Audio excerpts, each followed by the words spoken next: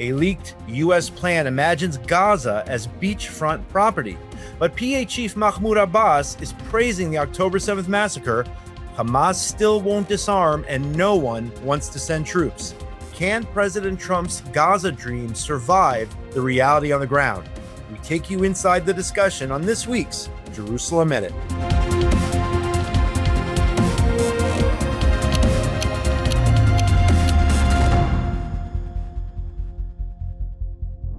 Welcome back to Jerusalem Minute here on JNS TV. My name is Josh Haston, correspondent for JNS News. I am on the other side of the world. Alex Trayman, CEO of JNS, is in studio. Alex, good to see you this week. Good to see you, Josh. I finally have the studio to myself. Enjoy it, and hopefully I'll be back there next week. But you're going to be traveling once again. We're going to get to that in just a few minutes. But first, thousands gathered in Sydney, Australia at Bondi Beach to mark the week anniversary of the mass shooting there, the terrorist attack in which 15 were murdered, dozens more injured. Here we are, Alex, a week later after that horrible attack. Yeah, and I think that this attack is going to be a turning point, really, in Australia. And in some ways, very similar to the turning point that I think was in the United States on September 11th. And obviously, that attack was much larger in scale, but we did see, to a certain extent, America turn on that day. And I think this also it's more than just an attack. I'm seeing the outpouring of support within Australia for the Jewish community. You're hearing the Jewish community rise up, and obviously this attack came after years of warnings about growing danger to the Australian Jewish community. We heard that the chance of globalize the Intifada. And now all of a sudden we're seeing Prime Minister Albanese saying that they're going to try to ban that phrase, globalize the Intifada. That's something that we talked about last week. When you say globalize the Intifada, this is exactly what you mean. And I think that this is going to be a turning point one way or the other. Now, it's possible that Australia is going to use this as a wake-up call, and they're going to figure out what they need to do to protect the Jewish community. Or it more likely possibility is that this is an attack that's going to be the continuation, the beginning of a continuation, whereby the Jewish community is going to find itself in greater and greater danger in the months and years ahead, similar to what we've seen in places like France and elsewhere around the world.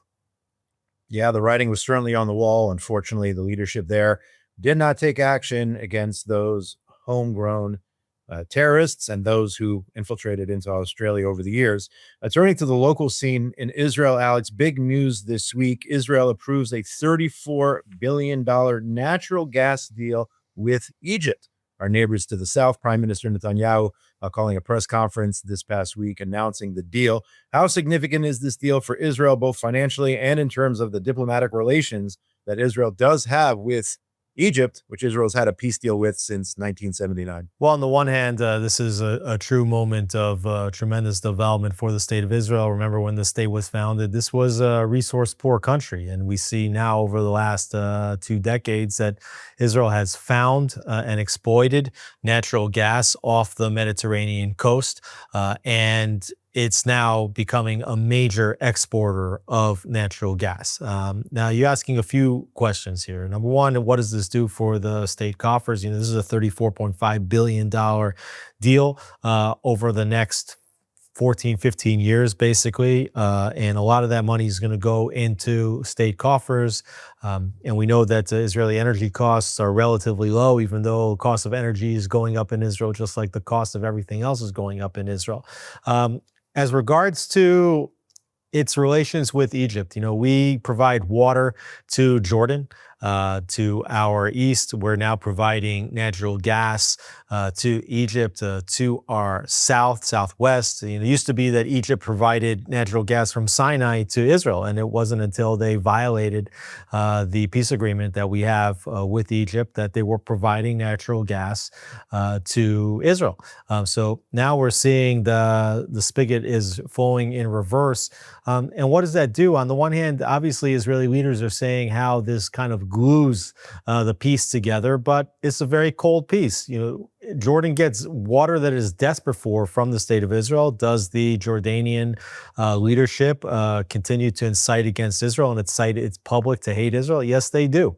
Does the Egyptian public hold Israel favorably? No, they do not. That's also because the leadership in Egypt does not gently steer its population to recognize that it's important to maintain at least a normalized peace with Egypt. So, I don't know that this is going to change the game the way I wish that that I think, or that the leadership is talking about how it could change the relations between Israel and Egypt. I think Egypt's just going to take the natural gas. They're going to give money if they pay.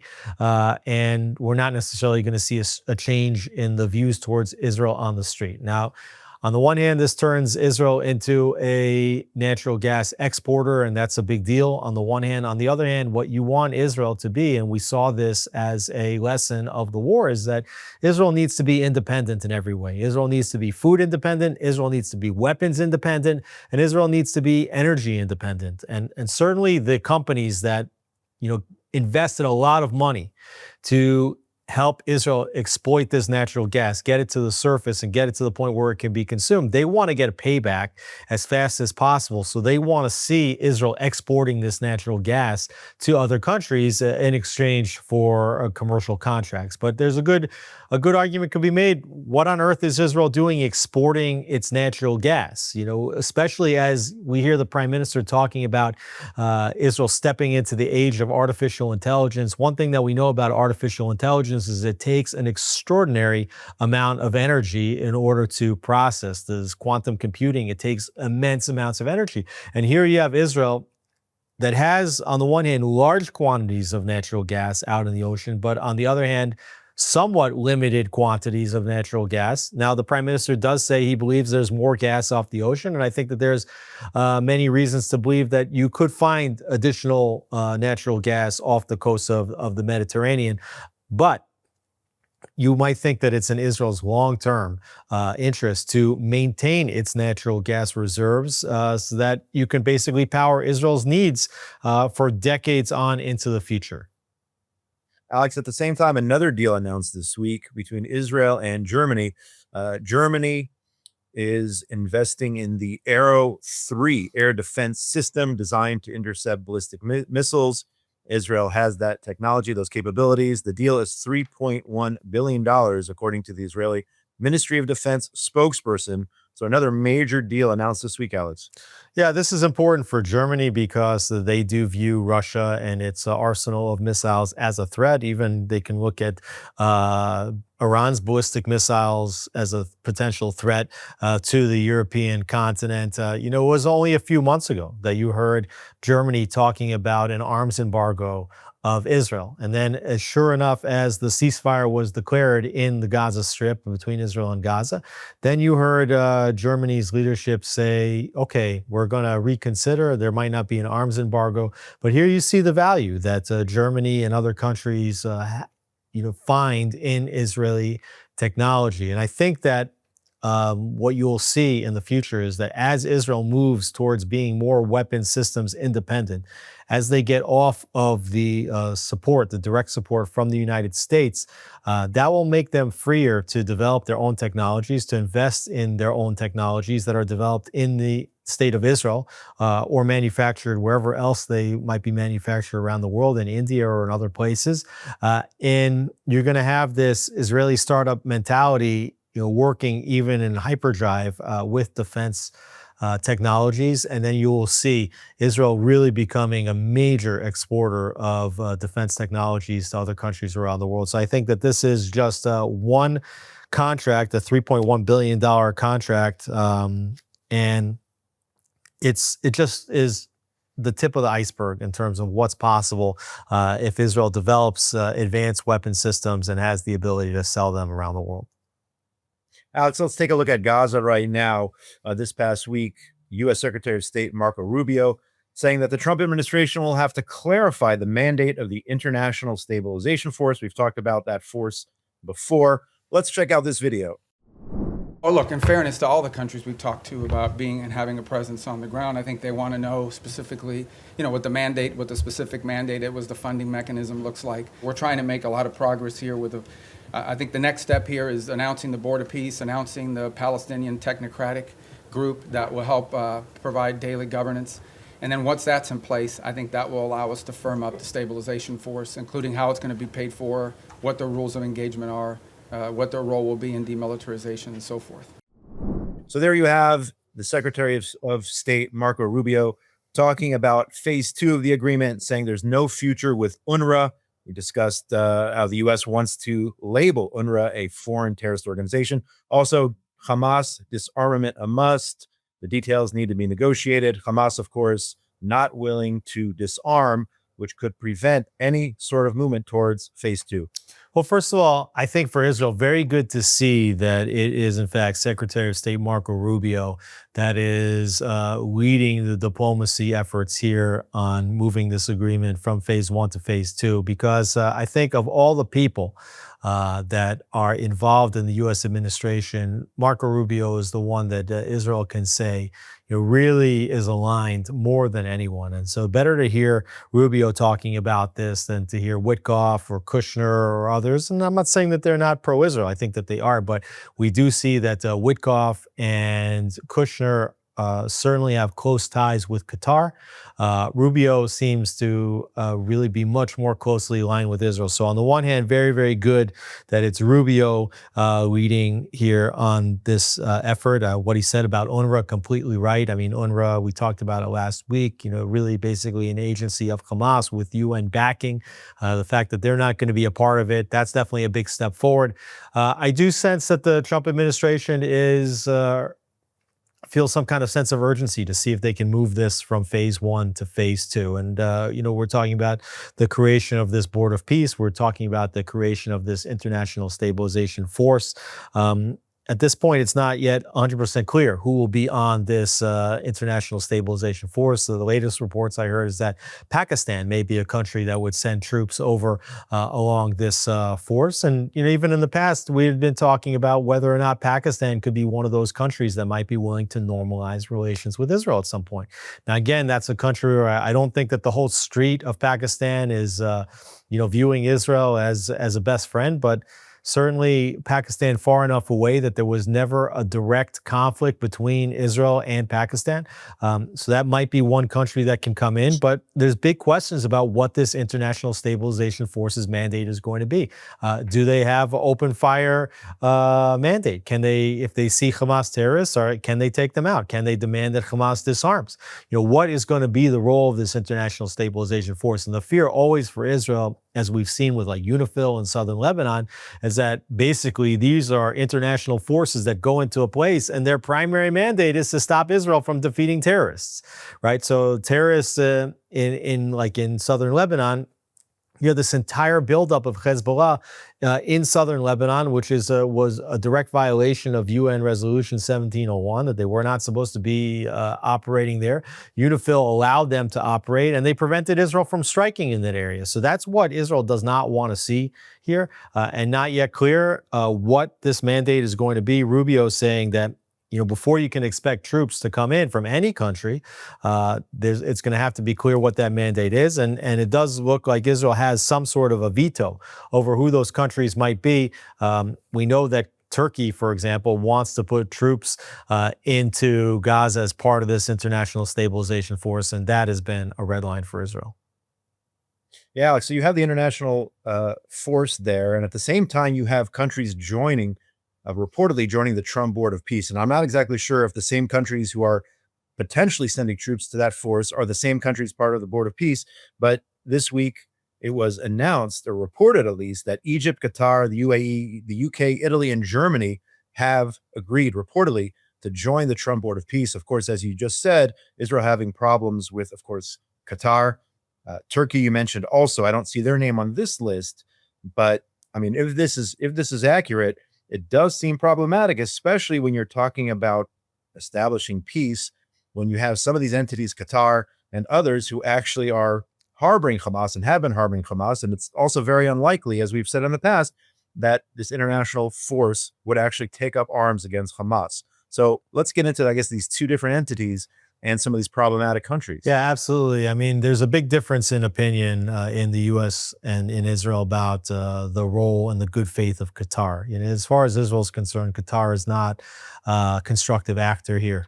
But for the United States, you see the president accepted that plane from Qatar, or at least agreed to accept that plane from Qatar, claiming that Qatar is an ally, signing that executive order giving Qatar special status as a defense partner and an ally of the United States. So Egypt and Qatar, these are two countries that I think that Israel would not really want to be part of the international stabilization force. There was talk that Egypt would potentially send troops, but here we do see that they are going to be part of this board of peace. Now, the United Arab Emirates, that's a country that Israel would feel more comfortable with, having signed Abraham Accords deal with the Emirates. They were basically the first country to come in. Now, the other three are from Europe, and here you have Germany, which on the one hand, we just discussed, signed this major defense spending deal with Israel. And I think Israel does consider Germany to be an important ally in Europe, even though we saw that they were hedging a bit. Italy also seemed to be hedging a little bit. Giorgia Meloni, she's right wing. On the one hand, Israel would expect that this nationalist leadership of Italy would be very closely aligned with Netanyahu and his government. But we've also heard Giorgia Meloni say some things, which I think are disconcerting for Israel. The UK, another country, certainly under this Labour government, has not been pro-Israel. The foreign minister of the UK making statements, and I think they're very disappointing to Israel. But on the same token, what you don't see is France being admitted as a member of this board of peace. And France, I think, was the most pro-Palestinian of all those countries in Europe. So they're left off. It doesn't look like it's a great alignment, but remember that the chairman of this board of peace is going to be Donald Trump. And ultimately, I think it's going to be up to the United States. And we do hope that Marco Rubio and Trump play a big role in what the policies of this board of peace are going to look like. And if they do, if they succeed in being the ones that determine what the future strategy of Gaza is going to be, if they then have the Emirates, Qatar, Egypt, Italy, Germany, UK as part of this board, and they can get those countries in line, that could potentially do a lot to repair Israel's status in the international community and get the rest of that international community off Israel's back with regard to the humanitarian situation and crisis that's now in Gaza, putting that burden of rebuilding, really solely and squarely on the United States and on this board of peace. Alex, I was reading a hard copy of the Wall Street Journal over the weekend, and I saw images in an article there about Trump's potential vision for the future of Gaza, a really high-tech, state-of-the-art Riviera of the Middle East, as mentioned by President Trump time and time again, with high-speed trains and big, beautiful buildings or whatnot. And according to the Wall Street Journal, this proposal put together by Kushner Witkoff called Project Sunrise, to be completed over 10 years, with these images, New Rafah, as it's called, being the seat of government for whom? I'm not sure. If you're talking about the Palestinian Authority, terrorists in suits, or I don't know, maybe part of this international board of peace, whoever will take over eventually. But again, this is, from what I understand, this is the first time that you actually see images of Trump's vision for a long-term future in Gaza. Yeah, we've seen some of the mock-ups of what future Gaza could look like, with major international investment. Now, they're talking about this being a 10-year plan.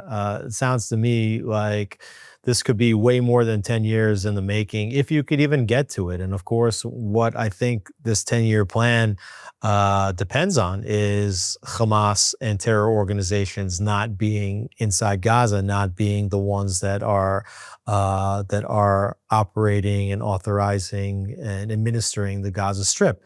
So the question is, do you eventually get Hamas out? And who does that? Is this international stabilization force going to do it? Is Israel going to do it? I do think that there is some kind of an arrangement between Israel and the United States, where the United States is basically asking Israel for some time to see if they can put this international stabilization force together, to see if they can put this board of peace together, to see if such an international stabilization force can have a mandate to disarm Hamas, if they can be successful in that. But if they can't, then you will see the IDF going in. Now, one could also make a good argument that the status quo as it is right now is not so problematic, right? You have Israel in control of 53% of the Gaza Strip. You have them in control of that southern border between Gaza and Egypt. You have a buffer zone in the north. It's no longer that Hamas can be considered a real threat to the Israeli home front. Like I said, Israel controlling the whole eastern section of Gaza as well, and Hamas is in the western almost 50% of Gaza. And yes, they're running around with machine guns and they are inflicting damage on the Gazan people. We saw they took out Abu Shabab, one of these clan leaders that the United States and Israel talked about taking some of this, what we call like Palestinian administrative control. And when we talk about a Palestinian technocratic government as being, part of that phase two, it's not clear who can be part of that if Hamas is running around with machine guns and taking the people out. But basically what you're going to have in that situation, again, is Israel controlling half the strip and, Hamas and the Gazans kind of like stewing in their own misery in the other half. And meanwhile, the onus of fixing this problem is on the United States and on this board of peace. We have to see if Hamas will be disarmed, if Gaza will be demilitarized. If that happens, and again, the question is who makes that happen. But if that does happen, if you can get some sort of peaceful, quiet, technocratic government in there, and Hamas no longer has weapons to terrorize their people, and then you get equipment in there to clean up the rubble, and it's going to take a long time to clean up the rubble in Gaza. Could you start to see some kind of a rebuilding? Yes. If you're going to rebuild, should you rebuild it as a model for what could be a future of the Middle East, looking at the United Arab Emirates as a model, looking at Qatar as a model? Yeah, that would be great. What's the chances of this actually happening? I think the chances right now are pretty low. Yeah, absolutely, Alex. I mean, in 2005, that was essentially the plan when Israel pulled out 8,000 to 10,000 of its own civilians and all of our soldiers and, dug up the bodies in hopes of peace, in hopes that the PA would turn Gaza into some sort of Riviera. That never happened. That's what people pitched back in 2005, and that was really a pipe dream. I mean, even the idea that Gaza was going to become peaceful, let alone the Singapore of the Middle East, as they described it. There was no indication that the Palestinian Authority, which we see how they're governing in the Palestinian Authority-controlled areas in what's called the West Bank, what we call Judea and Samaria. There's no indication that Gaza was going to be any nicer than that. Here you do have an opportunity if you can sort of bypass the Gazans, you can bypass Hamas, you can bypass the Palestinian Authority. If other forces come in here, the Emirates and Qatar and the United States, and say, look, this is what we're doing. Basically you're talking about a blank slate in Gaza right now. The whole thing is a demolition zone, as the president said already a year and a half ago in the White House. So you're going to have to clear out this demolition zone and something's going to have to be rebuilt. So then there's two options. You can start to bring in, like these, low-income housing, and go that model and just build houses for people, like or apartments or whatever it is, caravans for the population. Or you can say, no, if we're going to build and we're going to invest and we're going to spend the billions of dollars anyways, then we should do it in the highest technological fashion and actually try to turn it into this Riviera of the Middle East. But it looks like, again, that it's very difficult for the United States right now, Marco Rubio, Trump, to get to even this next phase. And they're even talking about what does that mean that Hamas disarms? They're saying, okay, how much can we convince Hamas of which weapons it's going to give up? We certainly want them to give up the heavy weapons, the rockets, the RPGs, things like that. But, I guess we'll let them have some machine guns and things like that. Look, as long as they're able to terrorize a society, you're not going to get any of this type of multi-billion-dollar remake. You're not going to have any kind of a smart city in Gaza. It would be great if we can just get a quiet city. Yeah, and I would argue the Palestinian Authority is not the future for Gaza. The Palestinian Authority, as I said before, terrorists in suits. And now we have this report indicating that, in fact, Mahmoud Abbas, the head of the PA, called the October 7th massacre, the greatest day in so-called Palestinian history. I'm not exactly sure what Palestinian history is, but we could talk about that as well. But let's check out this video. شيء مش مشاع. حتى الرئيس يعني إنه قال إنه هذا أعظم يوم بالتاريخ الفلسطيني.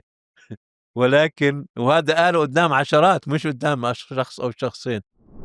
So again, comments made by Mahmoud Abbas to an interviewer from the Palestinian Center for Policy Research and Strategic Studies, saying October 7th was the greatest day in their history. And if that's who he is, then we know what to expect if the PA plays any role in the future of Gaza. We know what the PA is all about in Judea and Samaria. Terrorists in suits who continue to carry out their pay-to-slay program. That is who they are. I think that's really correct. And when you talk about the greatest day in Palestinian history, what does that mean? I mean, look, Palestinian history, it's all based off of Israel. All Palestinian history, anything that you've heard about Palestinian history, it all is Israel in the other half of that sentence. On the one hand, you have the Nakba in 1948 as being the first memorable day in the Palestinian history calendar. You know, you have the importing of Yasser Arafat and the signing of the Oslo Accords. You know, these are, you know, basically it's wars, it's terrorism, it's intifadas. This is the Palestinian history. And so it's no surprise here that Mahmoud Abbas said that, October 7th was the greatest day in Palestinian history. Of course, it wasn't even his own Fatah that pulled it off. It was Hamas, and he's afraid that Hamas would win an election and kick him out. Now, we know that Mahmoud Abbas is not the future. In fact, he's in year 20 of his 4-year term. I think he's coming up on 90 or just turned 90, actually, I believe. Several weeks ago, he turned 90. And the question is, like, can we get to a day after Mahmoud Abbas? And can we get somebody who's not Mahmoud Abbas's number 2 henchman or number 3 henchman to be the future of the Palestinian Authority? And I don't really suppose right now that there's any kind of like legitimate Palestinian leadership that is pro-Israel. Not that they have to like Israel, not that they have to wish that Israel was here, but recognize that Israel is here, recognize that that's their reality, recognize that they don't have any peace in this region without Israel, and therefore it's in their best interest to work together with Israel. If you could find that person, and then you would not have a Fatah or a Hamas that's coming to take these people out, you know, maybe you could get to some kind of peaceful reconciliation. You know, I personally think that the only way that that's ever going to happen is under full Israeli sovereignty. You know, if Israel is the only one that can protect the Israeli citizens, and quite frankly, is the only one that can protect Palestinian citizens from these terrorists. But we have to see if who takes over the Palestinian Authority. We have to see if we get to phase 2 in Gaza. Meanwhile, there's no indication. What we're not hearing is the voices coming out of the Palestinian people, both in the Judea and Samaria, West Bank, and or Gaza, saying that October 7th was the worst day in Palestinian history. When you have people coming out and saying that October 7th was the worst day in Palestinian history, that's when you'll be on the step towards peace. On cue, Alex, President Trump this week adding the Palestinian Authority, along with Syria, to the U.S. visa restriction list, a presidential proclamation expanding full and partial bans on 19 countries. President Trump, I'm not exactly sure the reasoning behind it or the explanation. Maybe you've heard something in terms of why the PA was added to this list along with Syria. A little bit surprising, I would say, the fact that President Trump just several weeks ago had a very chummy meeting with al-Julani, the head of the new Syrian government. Well, I mean, certainly Trump hopes that al-Julani can be a force for moderation in Syria.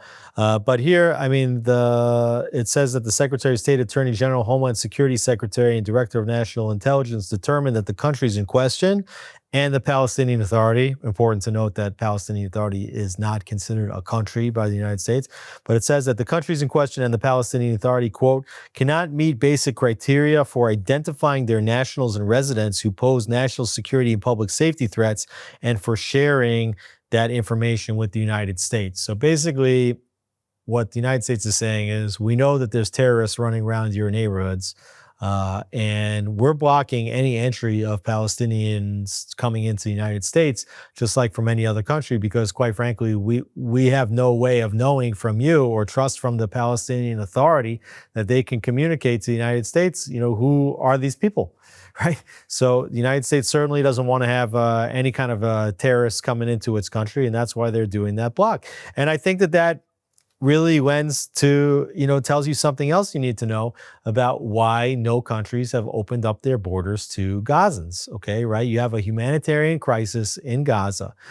In any other situation in the world where you'd have a humanitarian crisis like that, you would have had people fleeing for the border and seeking refuge in other countries. But meanwhile, the entire world shut their borders to Gazan residents. And that's for two reasons. Number one is like this, that the United States is saying, we don't want terrorists coming into our country. And when you have a country which is governed by Hamas, which is governed by a terrorist entity, very high probability that people that are going to leave that country are associated with Hamas, that they've been raised as terrorists. And no country really wants to have terrorists now running around inside their country, like we're seeing all over the world today. Nobody wants more terrorists running around their country. But the other part of it is that, of course, that the international community wants the Gazan people and the humanitarian crisis in Gaza to be Israel's problem. So they want to hold it there as a lever against Israel so they can continue to cite against Israel in the United Nations, so they can continue to push boycotts, sanctions, and divestment against Israel, and they just can continue to delegitimize and demonize the state of Israel. So, these are the reasons. And on the one hand, I understand what President Trump is doing. On the other hand, how are we going to get Gazan residents that are suffering inside Gaza to safer pastures, especially if Gaza doesn't get rebuilt in the next 10 years, like we're talking about, into some kind of a smart city and Riviera on the Mediterranean? Alex, last week we mentioned that 3 Americans were killed in Syria by a Syrian with ties to ISIS. In response, President Trump and the administration hitting more than 70 targets, called Operation Hawkeye Strike, which Trump calls a very serious retaliation. Israel reportedly given the heads up there. So the U.S. striking ISIS targets in Syria in response to the fact that 3 American citizens were killed this past week. Also important to note that the president's talking about these being ISIS operatives inside Syria and trying to distance those operatives from al-Jawlani, right? And al-Jawlani basically saying that he is in favor of the U.S. attacks in Syria, but there are people that are suggesting that this is ISIS and al-Jawlani is not two different entities here. So on the one hand, United States, taking vengeance, retaliating for the killing of 3 Americans. On the other hand, I think this is a pretty good indication that Syria is not yet a stable zone, and that much work has to be done to root out terrorism from Syria. Big questions as to how much patience President Trump has for al-Jawlani. Hearing rumors that his patience with Jawlani may run out at some point in the future, and will run out even quicker if Americans continue to die inside of Syria. Alex, as we mentioned at the beginning of the show, I am in the States. You are in Israel. Next week, we're going to reverse that, as you are planning to get on a plane, traveling, accompanying Prime Minister Netanyahu on his trip to visit President Trump. Apparently, the formal schedule has not been introduced, but the fact that you're getting on a plane, I think headed to Florida, indicates that the Mar-a-Lago resort indicates that meeting is in fact going to happen. In what capacity, we don't know yet, but it looks like Netanyahu is going to be meeting with President Trump, and Alex Trayman is going to be there. Well, it sounds like President Trump opened up Mar-a-Lago as a vacation destination over the holidays to Prime Minister Netanyahu. An indication that Trump is probably going to be there as well. Gave the invitation to Netanyahu to come enjoy Mar-a-Lago. Not too many places that the Prime Minister can go, quite frankly, these days without a threat of being arrested after those warrants issued by the International Criminal Court over a year ago.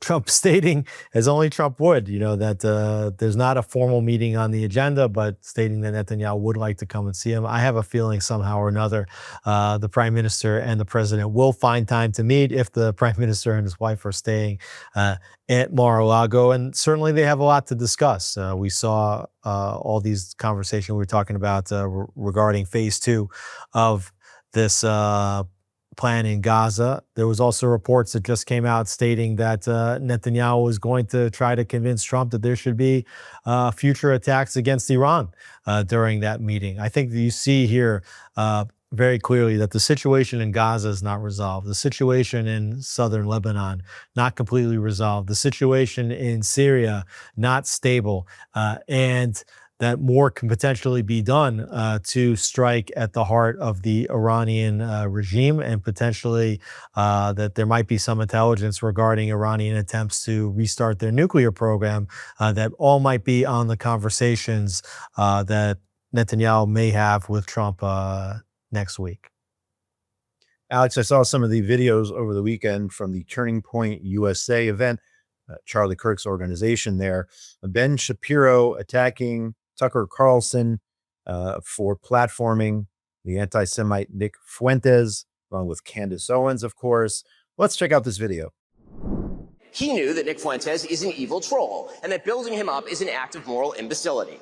And that is precisely what Tucker Carlson did. He built Nick Fuentes up. And he ought to take responsibility for that, just as he ought to take responsibility for glazing pornographer and alleged sex trafficker Andrew Tate, or for mainstreaming fake historian and pseudo-Nazi apologist Daryl Cooper as America's best and most honest popular historian.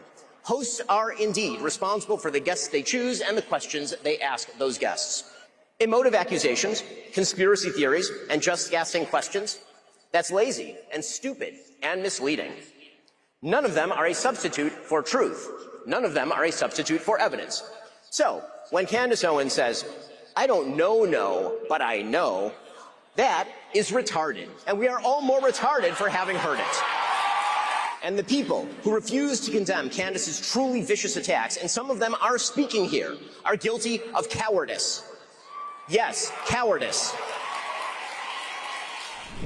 So there you have it, Alex. What some are calling a civil war, if you will, amongst the right wing or conservatives in the United States. You have on one side Ben Shapiro, on the other you have Carlson, Candace Owens, and others. Steve Bannon calling Shapiro a cancer who wants the U.S. to put Israel's interests first. So what can we make of this chaos here at the Turning Point USA event? Well, certainly what we're seeing here at the TPUSA is, just how ugly the situation is inside of the MAGA camp right now. And there is, I wouldn't call it a civil war, but certainly, a war of words taking place here between those pro-Israel in the MAGA camp and those that are decidedly anti-Israel in the MAGA camp.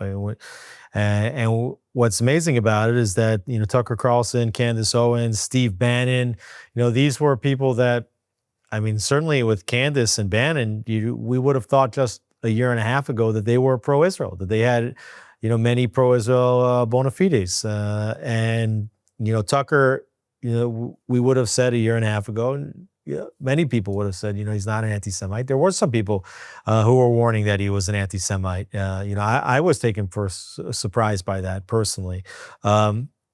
But they've been platforming Nick Fuentes. We talked about it previously, that we're seeing that Nick Fuentes and his posts are getting, they're getting boosted on social media in ways that are unnatural and really shouldn't happen. And we're also seeing that his views are getting platformed by people like Tucker Carlson in ways that somebody like Nick Fuentes never would have gotten platformed in the past.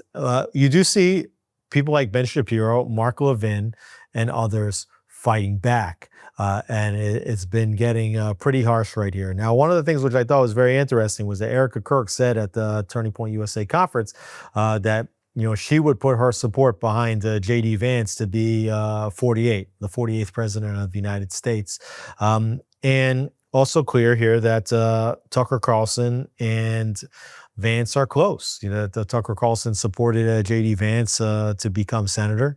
I believe back it was 2022 that it's been rumored that Tucker Carlson may have convinced Donald Trump to pick J.D. Vance as his running mate in the previous election. We know that Tucker Carlson's son, Buckley, is J.D. Vance's communications advisor. And we know that immediately after Charlie Kirk's assassination, that the first person to host Charlie Kirk's show on that next Monday was J.D. Vance. And who did he have on? Tucker Carlson. And on that program, Tucker Carlson talked about how disgusting he thought it was that Netanyahu would have been talking about how pro-Israel Charlie Kirk was, which Charlie Kirk was pro-Israel. So you see here that they are very much trying to wrestle Turning Point away from what was a decidedly pro-Israel outlook. And I think ultimately what's happening here, and if this continues, is you're going to see really the MAGA movement implode, honestly. I mean, because if you see Tucker Carlson turning around a few weeks back and saying, nothing that he hates more than Christian Zionists. I mean, these are evangelical Christians who believe as part of their faith that supporting Israel is supporting the Bible, is supporting Christianity, that they believe that, those who bless Israel will be blessed and those who curse Israel will be cursed. I think they're tearing apart the movement. And the idea that Republicans can beat Democrats if they're not united, that's fool's gold. So I think ultimately, this could even be an operation to try to get the Democrats in power by just trying to split the movement. Unfortunately, what they're doing is they're using Israel as a political football, which is exactly what Israel doesn't want to be. And in the past, we always talked about this being a football between the Republicans and the Democrats. And now, forget about the Democrats. They've punted all the way to the Republicans. And now the Republicans are using Israel as a political football within the MAGA camp. Alex, we have time for one other story here. I don't know if you saw this yet. The Ami Horowitz video at San Francisco State University. Ami Horowitz always exposing the haters and anti-Semites and those who support terrorism, especially on college campuses. Let's check out this shocking video.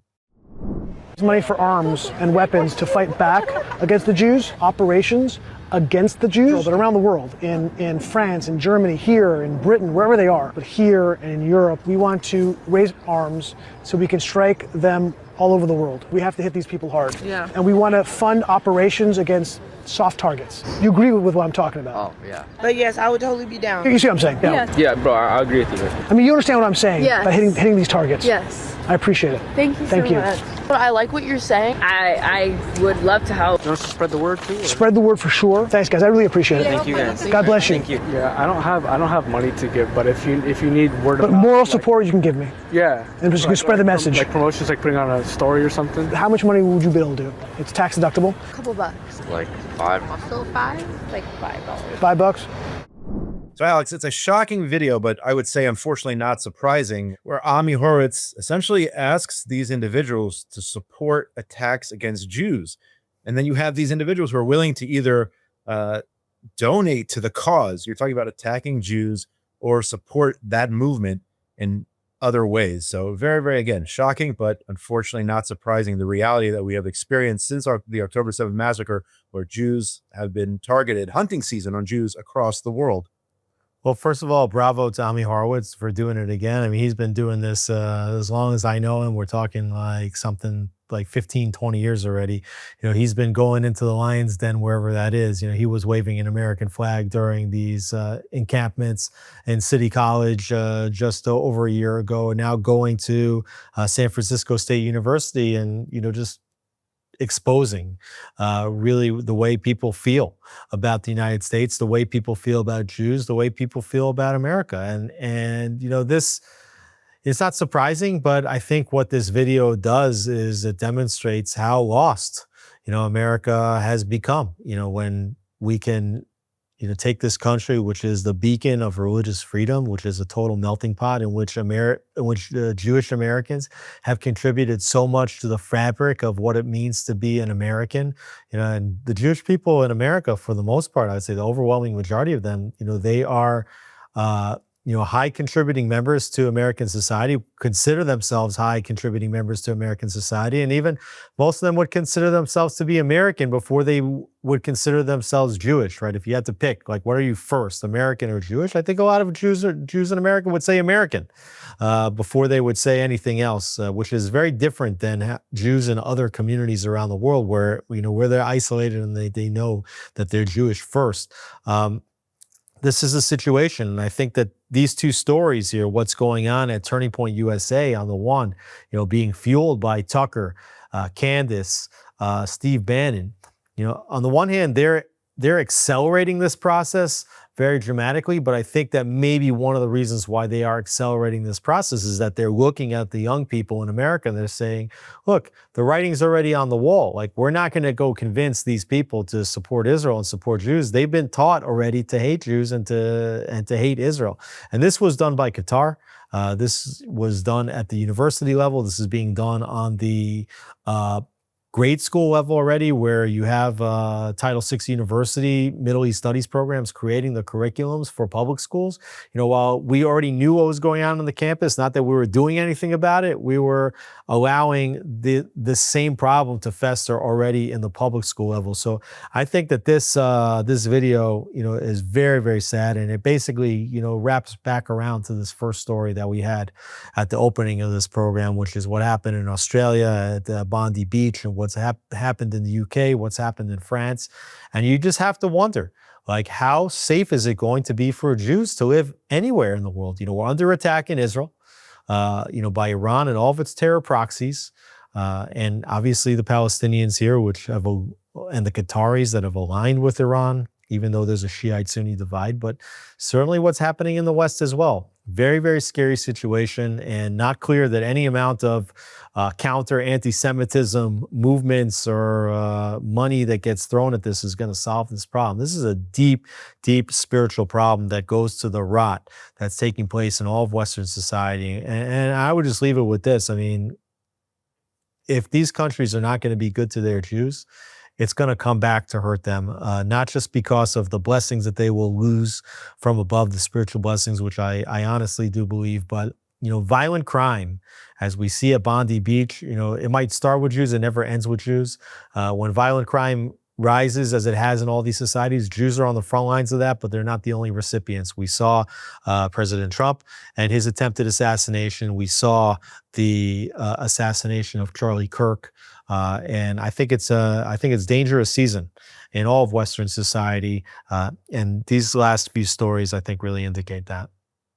Absolutely, Alex. And I would say that Jews around the world, since it is hunting season against the Jewish people in all countries, it is time to defend yourselves. It's time to learn self-defense. It's time to learn arms training. And I think that's the answer really to anti-Semitism right now. Jews have to learn to defend themselves wherever they are, whether it's in Israel, the United States, Australia, all over the world. If you're Jewish, you are a target. You must understand that and know that you have to be able to defend yourself with all these threats. And that's the difference between Israel and other countries around the world, though. It's not that we're being attacked any less. It's just that we are willing to carry arms. We're willing to organize as a military. We're willing to use our brains to develop the technological advantages that we need to defeat our enemies. It's hard to know that Jews will be able to do that in other countries around the world, like in Australia, where there's a significant gun control. In the United States, where most Jews live in liberal states, and it's not easy to get permits to carry weapons. I know that more and more Jews in the United States are carrying weapons, but ultimately, I do think that the leadership of the United States has to look now at what happened has happened in the UK, is what's happened in France, what's happening in Australia, and recognize that they have a last-ditch opportunity to save Western society by standing up for the safety of Jews in their countries, right? President Trump, he's got to stand up and say, look, if my own vice president, J.D. Vance, is supporting a movement that's turning against Jews, I'm not okay with that. MAGA should not be okay with that. MAGA is evangelical Christians. Evangelical Christians love and support Israel. Mike Huckabee, Rubio. These are examples of what MAGA is supposed to look like, not Tucker Carlson, not Candace Owens, not Steve Bannon. I really think that there's a big burden on the president of the United States here to stand up and take moral leadership. Alex, on that note, I want to wish you a great trip traveling to the United States to cover the visit of Prime Minister Netanyahu with President Trump. Looking forward to opening the show next week with a report from your trip. Thanks so much, Josh. I want to give a shout out to the people behind the scenes here. Our producer, Zach Sickerman, our engineer, Ryan Lishitz, Esther Eden, Aaron Wogelantern, and Yuri Stretsky, station manager. Make sure you give us a super thanks on YouTube and donate today to JNS, and go to JNS TV for all the amazing programming offered. Go to jns.org for all the latest breaking news from Israel, the Middle East, and the entire Jewish world. We'll see you next week on Jerusalem Minute here on JNS TV.